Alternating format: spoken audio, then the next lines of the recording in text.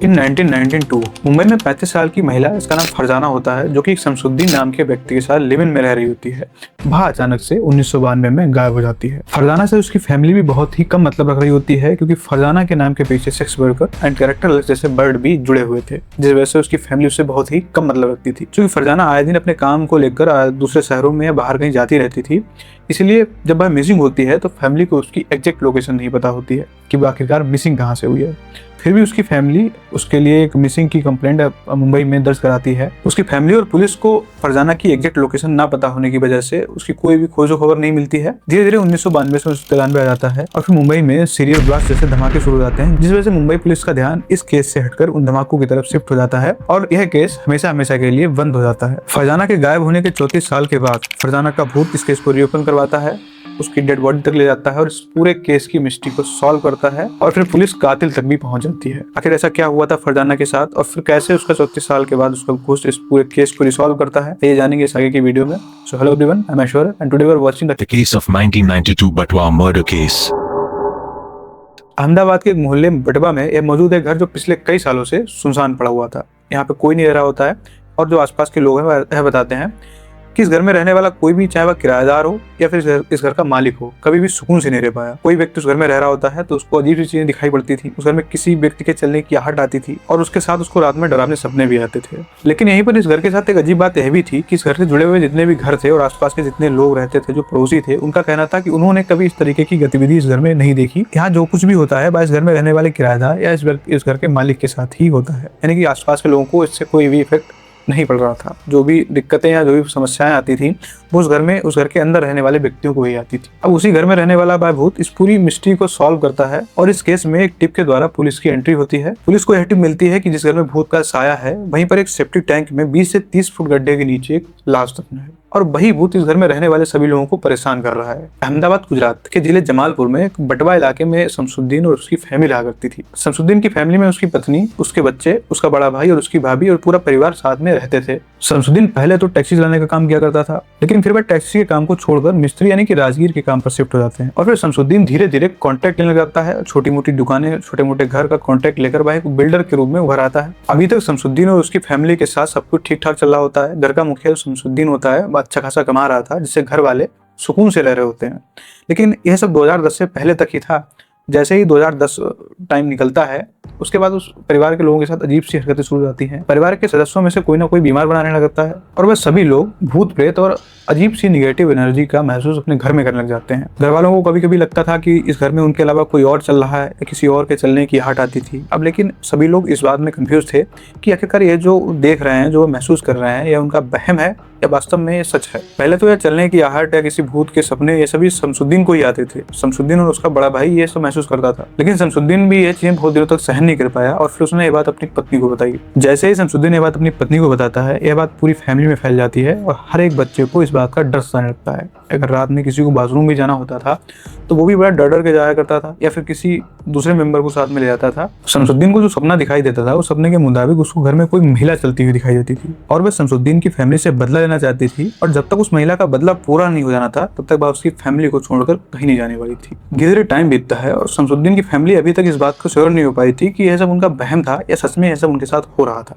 धीरे टाइम बीतता है, सन 2012 आता है। सन 2012 से शमसुद्दीन के फैमिली में कोई ना कोई बीमार पड़ जाता है। कोई भी एक मेंबर सही होता था, दूसरा मेंबर बीमार पड़ जाता था और फिर उसकी फैमिली में एक डेथ भी हो जाती है। धीरे धीरे दूसरा मेंबर बीमार पड़ता है, उसकी मौत हो जाती है। ये सिलसिला लगातार चलता रहता है। 2015 के बाद शमसुद्दीन, जो उस घर का मालिक होता है, वह भी रात को खाना खाकर सोता है, सुबह उसकी हार्ट अटैक से उसकी भी डेथ हो जाती है। शमसुद्दीन की एक रिलेटिव होती है, उसकी भी इन्हीं कारणों के चलते मौत हो जाती है। शमसुद्दीन का एक दोस्त होता है जो लगातार उसके घर पर आया जाया करता था, वह भी इसी कारणों, इसी निगेटिव एनर्जी और इन्हीं भूत प्रेतों की वजह से उसकी भी डेथ हो जाती है। अब शमसुद्दीन की फैमिली, जो बचे हुए मेंबर थे, उनको यकीन हो जाता है कि जो कुछ भी उनके साथ हो रहा है यह सब उनका वहम नहीं है, यह उनके साथ रियलिटी में सब कुछ हो रहा है। 2 साल के अंदर पूरी फैमिली में इतने मेंबर की डेथ हो जाती है तो उस घर के लोगों और उस घर के जानने वालों को यह लगने लगा था कि इस घर में कोई ना कोई दिक्कत है, जिसके कारण इतने लोगों की लगातार मौतें हो रही हैं। और सपना तो पहले से ही आ रहा था, लेकिन अब हकीकत था या ये उनका वहम था, इस बात की उनको श्योरिटी हो गई थी कि यह उनके साथ हकीकत में हो रहा है, क्योंकि आए दिन उनकी फैमिली या उनके फ्रेंड्स की मौतें हो रही थी। अब इसका समाधान करना भी जरूरी था। शमसुद्दीन की तो डेथ हो चुकी थी, लेकिन शमसुद्दीन का जो बड़ा भाई था,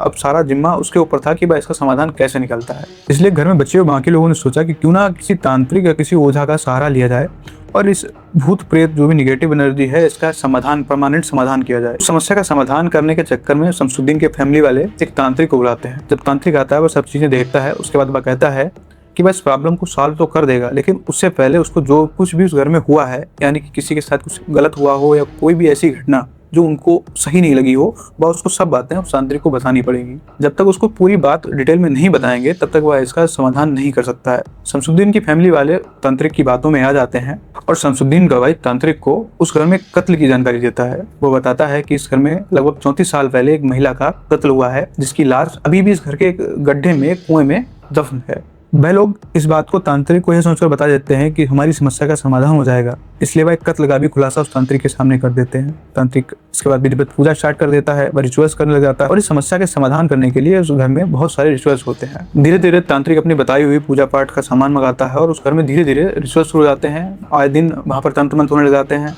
तो उस मोहल्ले में रहने वाले जो लोग होते हैं उनको ये सब समझ में नहीं आता कि आखिरकार इस घर में हो क्या रहा है। वहीं पर एक पुलिस का भी एक खबरी रहा होता है। वह जब ये सब कुछ देखता है कि एक घर में लगातार तांत्रिक आ रहा है, वहाँ पर कुछ तंत्र मंत्र हो रहा है, हर दिन आए दिन ये सब होता रहता था, तो वह इसकी जानकारी पुलिस को दे देता है। जब पुलिस तक ये जानकारी जाती है तो पुलिस भी इस केस में इन्वॉल्व हो जाती है, क्योंकि पुलिस को वहाँ पर कुछ संदिग्ध लगता है। इसलिए पुलिस पूरी बात जानने के लिए तांत्रिक को एक दिन गिरफ्तार कर लेती है। जब तांत्रिक से पूछताछ होती है तब तांत्रिक शमसुद्दीन के भाई द्वारा बताई हुई पूरी बात पुलिस के सामने उगल देता है। वह बताता है कि उस घर में एक सेप्टिक टैंक में लगभग 34 साल पहले एक महिला का कत्ल हुआ है और उसकी लाश उसी घर में दफन है। अब शमसुद्दीन के फैमिली वाले इस बात को तांत्रिक को यह सोचकर बताते हैं कि यह उनकी समस्या का समाधान करेगा, लेकिन कहीं ना कहीं पुलिस या प्रशासन के नज़र में बात आ जाती है और पुलिस तक बात पहुंच जाती है। पुलिस इस पूरे केस के खुलासे में जुट जाती है। सादी वर्दी में पुलिस वाले उस घर पे नजर रखने लग जाते हैं, घर के लोगों पर नजर रखने लग जाते हैं। तांत्रिक के बताए हुए हिसाब से उस घर में 34 साल पहले किसी महिला का कत्ल हुआ था और उसकी लाश उस वहीं घर में दफन थी। पुलिस पूरे 34 साल पुराने सभी केस की फाइल्स को रीओपन करती है।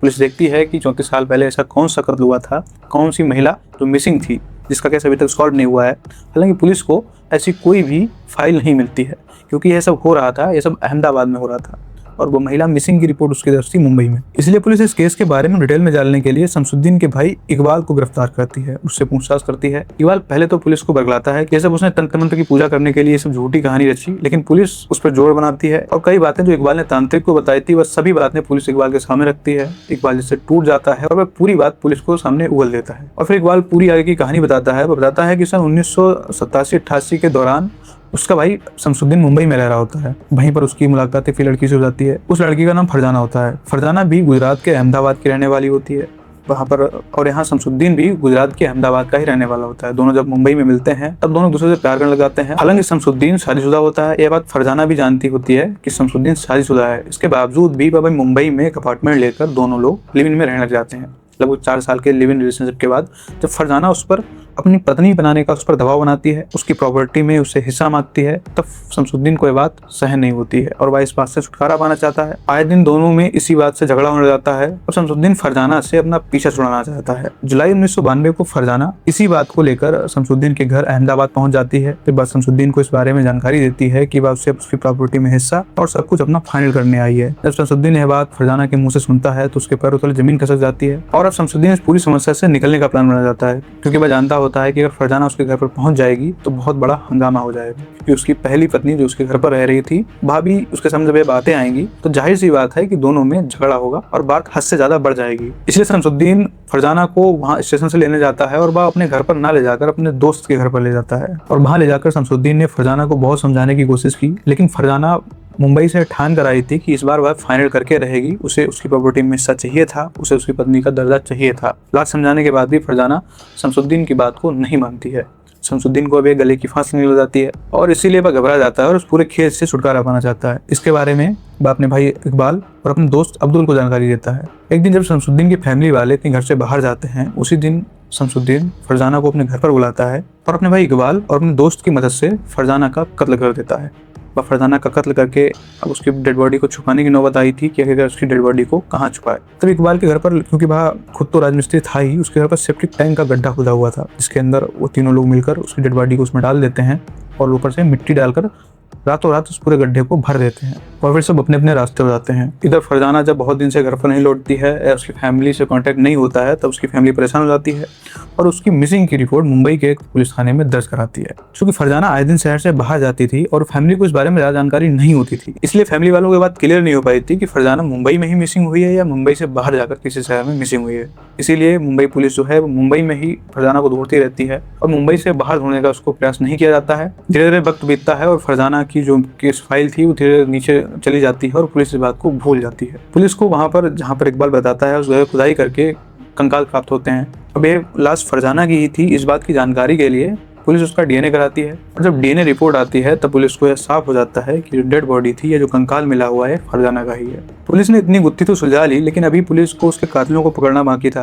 अब फरजाना के कातिलों की लिस्ट में शमसुद्दीन, उसका दोस्त अब्दुल और उसका भाई इकबाल था। वहीं पर शमसुद्दीन और शमसुद्दीन के दोस्त अब्दुल की मौत बहुत टाइम पहले ही हो चुकी थी, इसलिए अब जो बचता है वह शमसुद्दीन का भाई इकबाल होता है। इसलिए पुलिस इकबाल को गिरफ्तार कर लेती है। जो केस दशकों तक फाइल में दबा पड़ा रहा, जिसको देखकर किसी को लगता नहीं था कि 34 साल के बाद इस केस की रीओपनिंग होगी और इस केस का ऐसा क्लाइमैक्स होगा और कातिलों को ऐसे पकड़ा जाएगा। फरजाना का भूत या कह लो निगेटिव एनर्जी इस पूरे केस को रीओपन करवाती है और इस पूरे केस का क्लाइमैक्स करती है और ऐसे ही इस फरजाना के भूत का बदला शमसुद्दीन के फैमिली से पूरा होता है।